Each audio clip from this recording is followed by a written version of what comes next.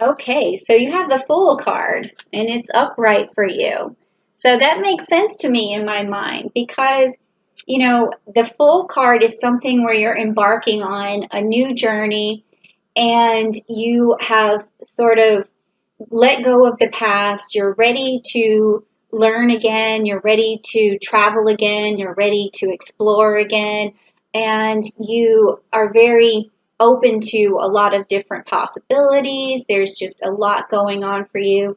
And it could be that you're starting a new business. It could be that you're already working on something new for yourself, a new source of income, maybe even a new relationship.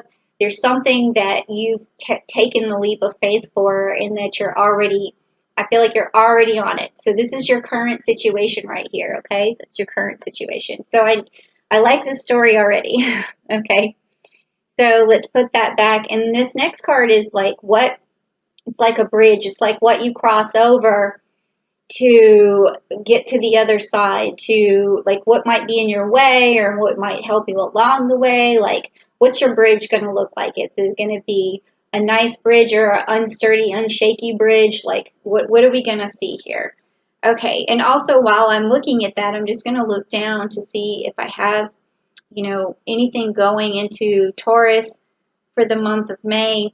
I don't really see a lot of planetary action, but there are going to be some influences for you for sure on your bridge from Scorpio because we have a new moon in Scorpio on May 7th. So I feel like you're going to definitely have a lot of clarity around some project or task that you need to have done. You're going to get determined. You're going to have a passion for something for sure. And then we also have the sun entering Gemini on May 20th, and then a moon in Gemini on May 22nd. So then that even after you've gotten this ability to move forward and to buckle down on your goals, you're also going to be able to really communicate those goals as well. And things are going to start moving for you, moving and shaking. So let's just see what this bridge says about that Ace of Cups right there. So as you can see in this position, so what this is telling me is that, this is your first gift from, this new journey that you're on. Is this Ace of Cups is something that you're going to keep in your back pocket, and it's going to help you along, and it's going to be something positive for you for sure, okay? So this is like what you're carrying around with you as you embark on this new journey. And because it's the Ace of Cups, this is also meaning to me that you're going to have a lot of emotion in this new adventure that you're going on. It's going to either be exciting or full of love or full of respect and compassion and empathy and sympathy. And there's a lot going on with you right now, Taurus, that feels very warm and fuzzy. Okay. So I'm also going to just check over here because this isn't my typical deck, just to see what else I can say about this. Yeah, I mean, the traditional meaning of this deck is like having a new baby or a new relationship or some sort of proposal or marriage. I mean, this sounds really positive, okay? That's another bridge that you can cross, maybe now, maybe later, but it's definitely along this new journey that you're going on, okay? All right. So now this next card that we have is going to be talking about the root. And it's sort of like the foundation of the question or the underlining base of the issue in your unconsciousness that sort of leads your actions. Whatever unconscious thing or the root of a problem or whatever is driving you basically is what this card is going to tell us. So we need to make sure that we know that this is a positive thing no matter whether the card comes, upside down or not. So let's just take a look, okay? All right, so the card is upside down. It is the Seven of Wands, okay? And so we already know that this is a card of manifestation, okay? But it is in reverse, so I want to see kind of where we'd be going with this. So this is kind of telling me that where you should be moving forward, sometimes you may quit an idea before it fully comes to fruition. Okay, so that's something I don't want you to do. I want you to make sure that you flush out all of your dreams and all of your ambitions at this point. You know, remind yourself that you have time. So even if you're wanting to embark on something new and you feel like it's not working out as fast as you wanted, or you feel like you have to just focus on one thing, this card is letting me know that you can try a lot of different things, but you need to basically finish all of them. Okay, you do have time. I feel like you, in this new journey, you have time. So even down to your smallest idea, you can just make sure you flush it out. If it's reading a book, finish it. Okay, if it's like reading a book that might help you understand something better to achieve your highest goals, make sure you finish it. If it's working out or getting back in shape, make sure you stay with it. Just, I feel like this card is telling me there's a root problem with actually finishing. And that's weird because I don't really see that from Taurus. Taurus is like the person who, if you want a job done, you would move to a Taurus because they're going to be headstrong and they're going to constantly push forward. They're going to see everything through. So maybe this is for you a fear that you won't get things done, or a fear that you're going to quit a project before it actually pays off for you. Or maybe you've done that one or two times and it's really stuck with you. So just remember that this is not your personality. Your personality is a person of dedication. So just move forward and make sure you finish things. I know that sounds like a lot of information, but when I get stuck on this channeling, it just keeps coming. And let me see what else. You have that Scorpio energy working for you in May, so I think that's going to be something that's going to help you finish projects. We also have Mercury in Gemini. We have the Sun and the new moon in Gemini, so that communication is going to help you get things done for sure. We have Mars in Pisces, so on the 13th. So I feel like there's going to be a clear road ahead, not too many disagreements, not too many confrontations. I feel like you're going to be able to move forward really well in May, okay?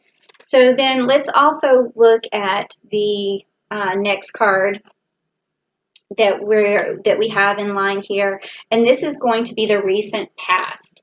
And this past is something that you might be focusing on, and it could be affecting the present moment. So let's just see what that is. Okay, so you have the Moon card. Okay, so the Moon card. So this is telling me that in the past you've had some either a little bit of distrust for people, or you have too much sympathy for people, and that to your detriment. Okay, there's also secrets. Maybe there's something there. Then there's also things that need to be brought to light. So I would say that, this may not be a bad thing for having this card be your past. I mean, it's good to have sympathy. It's good to understand who you should and shouldn't trust. It's good to have gone through a few, upsets to grow as a person. So I think that as long as you use like whatever wounds you have and scars you have to toughen yourself up and to push yourself forward, I think that's really going to help you mentally just stay the course. Okay, so that's not bad. That's not a bad card to have. I should probably leave these over for you, but we've already kind of started. So all right, so the next card that we have here is a possible outcome in May. Like, where is this going? Where is the Fool going? Not that I'm calling you a fool, but let's see where he's going. Let's see what he's heading for in May. All right, so let's turn this over. Oh, the Lovers. Yay, and it's upright. Okay, so we also did get this card here, this bridge that you're crossing over to find, maybe a new partner, someone who you might get married to, or you may marry the partner you're with, but you're definitely in May going to find some love. That's so great. You know, I love it when I see that because, you know, I'm ruled by Venus. I'm a Libra, six stellium. So this is like eye candy to me. Okay. So that's good. I hope you do find someone. And if you do, please tell me because I need to hear the gossip. I need to know what is going on. All right. So bow chicka bow. All right. Now, next we are going to look at your future influences that could unfold, like something that is going to spark you along. Okay, so let's see what that is. All right, so we're getting a lot of upright cards, which is good. And this is the Nine of Pentacles. Ooh, and look at that. That's beautiful. Okay, and it is upright, so I want to see. Okay, all right, let's see, Pentacles. Luxury, self-sufficiency, financial gain, and there's solo pleasure. So this sounds really good. This sounds like your whatever journey you're on is going to bring you love. It's going to bring you abundance. It's going to just bring you luxury. I'm liking this. I like the Taurus reading this month. This sounds really good. So that's hopeful. I'm jealous. Of course, I haven't done the Libra reading yet, so I don't know what's going to happen to me yet. So we'll see. Okay, and then also let's go to the next card. The next card is about you. It's about your strengths, your weaknesses, what you need to overcome, what you need to use, like what's going on with yourself and your personality right now. It's going to really push you and help you along. So let's check this out. All right, so we have the King of Cups. The King of Cups is upside down, okay? But that's okay. So what that tells me, this is your strength and your weakness, okay? And with it being the King of Cups, I'm feeling from you that there is a lot of sympathy for other people that sometimes shadows your decisions. That's kind of what I'm getting from this. So I want you to understand that it's okay to be sympathetic to people. It's actually a really good trait, but not to your own detriment. You really need to learn how to balance your emotions. And that's why, you know, we have the two cups here. And I just want to check out as well. And we have this also saying, again, romantic love, partnership, proposal, and marriage. Wow, this is getting pretty real right now. So that's what this card also means. Whew. So, can you send me the wedding invitation? I want to see what this is about. I'm so like incredibly intrigued right now, and I'm feeling the love. I'm feeling a lot of love energy. I'm just, you know, really feeling like I need to pick up this rock and give it this rose quartz and give it that energy because if I can channel it into this gem or this stone, I know that it's going to give my cards more power, and I'm kind of what do you call it? Siphoning your good energy into this love stone here. Okay? All right. Don't blame me. Okay. Now, let's see. The next card is going to be your environment, like how you feel about your environment, how you feel like other people feel about you. Are they helpful? Or are you feeling like your environment's not great? So let's see what it could be. Oh, me. All right. Well, it is the 9 of swords. And it's upside down, though. So, I mean, that's a good sign because usually there's a lot of grief involved when it's upright. It's almost like the end of something really horrible happening. Like it's the, you know, absolute worst storm before it gets better. Like that's what this card is about. And so let's see, I mean, in the upside position, it could be like the worst is over and now it's time to move forward and you can let go of the past, you can let go of your wounds, or you can learn to build off your wounds and move forward because that's definitely what this is telling me right here. So, yeah. Okay, now, which is good because it seems like you're coming out of something. So we're not, you know, too worried about that card. And next is going to be your hopes and fears, like what is it you're hopeful for, and what might hold you back because of fear. Okay, so let's take a look. All right, so the Knight of Swords. The Knight of Swords. That's interesting because the Knight of Pentacles came up for Aries in the last reading in the same position. So this to me tells me that you're really looking for someone and you're afraid that you won't find them, someone who is able to communicate with you finally, someone who's able to discern between right and wrong, someone who's capable of balancing life with you, someone who has your back. And I really feel like that's your fear, is that you won't find that right person. You won't find someone with the clarity that's needed to work alongside you. But I think that because this card is upright, this card is definitely with you. You will find that person. You will find maybe someone with a lot of air sign energy who's able to be fair and just and intelligent, and someone who's able to really communicate well with you and really, mesh with you. So this is telling me that you don't really have to fear that you're not going to find that person or it's going to be the wrong person, because it seems to me like you're about to find the right person. Okay, so lastly is the outcome card, okay? And it's like the resolution of everything that's coming for May. I definitely am seeing love in May.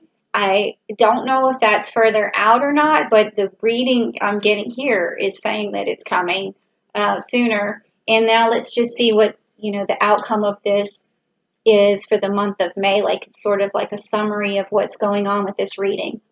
Okay, so you have the Hierophant again. Upright. Oh my gosh, you are definitely getting married. I think this is what is happening. I mean, I would be shocked if you're not, or you're entering into some sort of bond with someone, whether, if you're not a believer in signing a piece of paper or getting married in a church or whatever you do, it's definitely going to be some sort of loving bond, something that maybe is traditional to some extent. So it's going to have a lot of meaning to it. And I just want to look real quick for the Hierophant and see what else it could mean. Connections, conformity, traditions. So, I mean, to me, a lot of that, based on this reading, it seems like it could even be a traditional wedding. Okay, something is going to go along with your beliefs. It's going to jive with your beliefs. I can't believe I still use that word, but that's what it sounds like to me. So this is really cool.